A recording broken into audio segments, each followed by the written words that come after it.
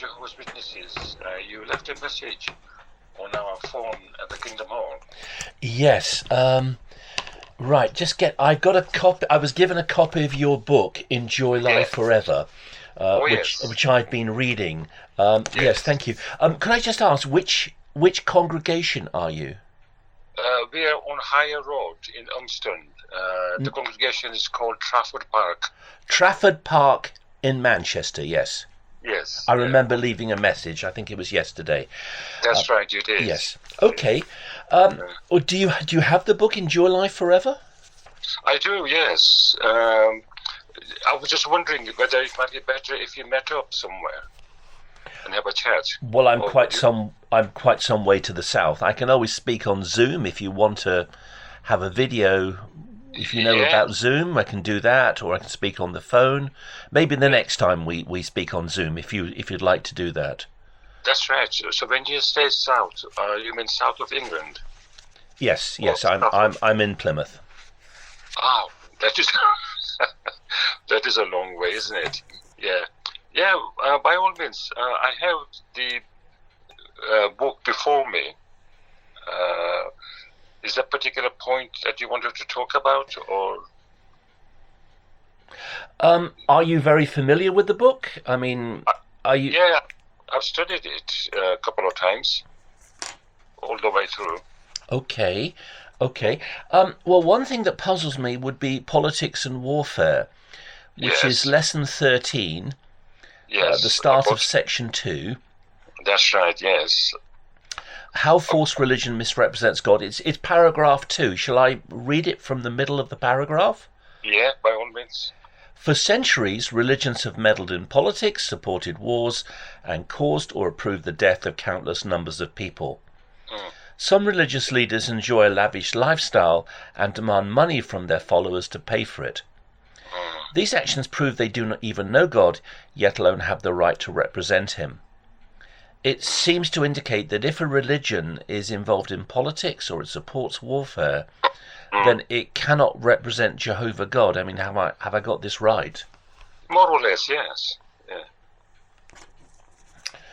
Yeah. I've been on jw.org. I've spent many hours there looking at the articles. Yes. One of the Awakes, 22nd of April 1993, page 6, says that if a religion is involved in warfare, then they're pawns of Satan the devil. Yes. It's a bit of a harsh statement. It is, isn't it? Very strong statement. If I was a Hindu at one time, before I became a Jehovah's Witness. Mm-hmm. And at that time, I found that statement to be very sharp and strong. But as more I looked into it, I can see the validity of that statement. Right. Yes. Do you belong to any particular denomination? No. I used to go to a Baptist and then a Pentecostal church many years ago.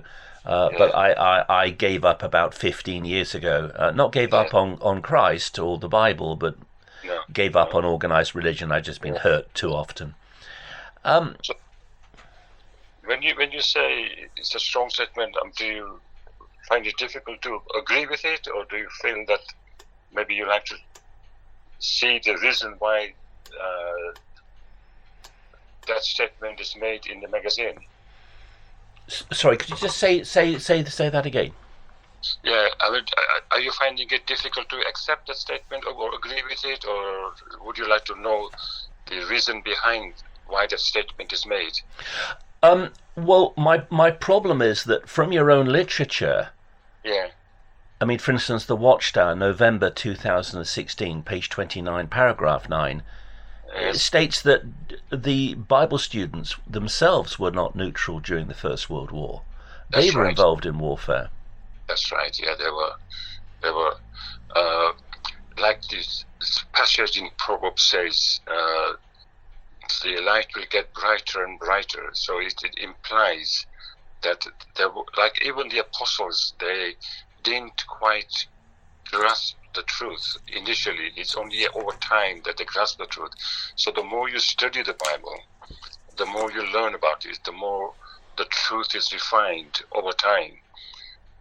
So in this case, Jehovah's Witnesses did take part in war. They weren't neutral, but then they realized by more study, and by the time the Second World War came, they became neutral, and many of them ended up in prison as a result of that, as conscientious objector.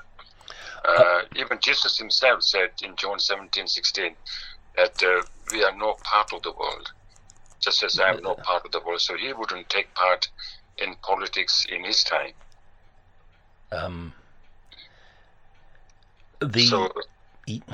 Sorry, go on. I didn't want to interrupt you. That's just the gist of it, yeah. But it's not easy to have a chat about something important as this over the phone. Maybe we can have a chat over Zoom, or maybe I can get somebody in Plymouth to visit you and have a chat. I don't want people to visit me, please. I've got immunity issues, but I can speak on Zoom. One of the yearbooks, the 1983 yearbook, page 97 to 98, admits that very well read. it admits that during the Second World War, the Australian Bethel violated neutrality. They were not neutral in Australia during the Second World War. They sent people for Bethel service. They sent them to assist the military. Yes. Because who sent them? Beg your pardon? So who sent them, sorry? The Bethel. The Australian Jehovah's Witness Bethel sent young men who went for Bethel service to support the Australian, I think I said American, I meant Australian military during the Second World War. That's also indicated in the Watchtower, 1st of June 1947, page 173. Why, you're going back a long way there. Well, you said that Jehovah's Witnesses were neutral during the Second World War. They weren't. Yeah. According to their own literature, they were supporting the Australian military during the Second World War. Well, I haven't read that. It may be an isolated incident. For example, there are over 8 million witnesses today. You might get some who do things, but at the same time, as a whole, Jehovah's Witnesses are neutral and were neutral. I know in this country, for example, I know a lot of people who didn't take up arms and ended up in strange way prisons. I haven't come across that passages that you're reading, so I really can't comment on that. But like I said earlier, that truth is always getting refined. No, that verse has got nothing. It's to do with personal conduct. No. Okay. No. So, what's your point by saying that? What's my point? I can only do with one thing at a time slowly. I can't do with multiple points all at the same time. No. Okay. Yeah, it's best to do one thing slowly. May I read to you from the 1947 Watchtower? Just give me one moment. Yeah.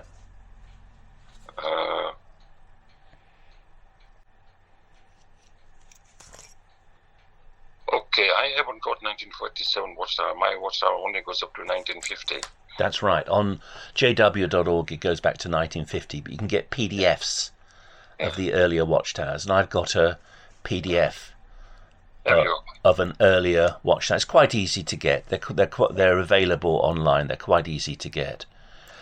Okay. So, 1st of June 1947 Watchtower, page 173. It's written 2 years after the end of the Second World War. And the context is, it's talking about the situation in Australia during the Second World War, where the Australian Bethel was not neutral. They were supporting the Australian military.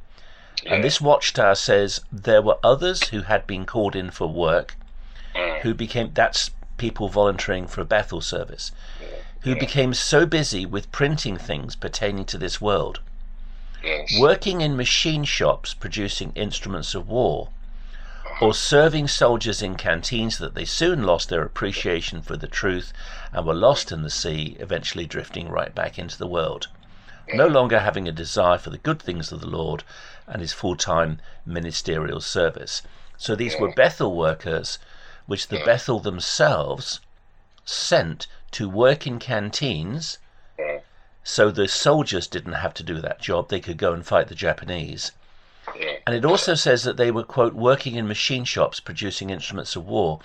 Well, they don't name the company, but that's the Taylor Craft Aircraft Company, which I believe was owned by Jehovah's Witness. And during the Second World War, Mr. Taylor changed Taylor Craft from commercial aircraft to military aircraft. So Jehovah's Witnesses were sent to work for the Taylor Craft Aircraft Corporation, making aeroplanes to fight the Japanese for the Australian Royal Air Force. Now, that's very interesting. I mean, I can't comment on that. The very fact that it's written in the Watchtower, it, I don't know the context of it. It could be that, later on they realized what they were doing, which was wrong. But the point is, at the moment, at this time, we are neutral. In the past, we obviously, like you have pointed out, we had erroneous views. But at that time, that was the understanding. But as you get understanding, you refine your beliefs and carry on doing what you think is right. If you make a mistake, then that's you just got to move along from it, don't you? Well, anyway, I don't know your name. My name is Robert, sir. Robertson. Can I leave this discussion for now, and we can talk about it at another time? I need to go because we've got a meeting coming up at the clock. Yes, of course. The best thing to do is to meet on Zoom. Yeah. Okay. Fair enough. Thanks very much, Robert. Thank you. Bye-bye.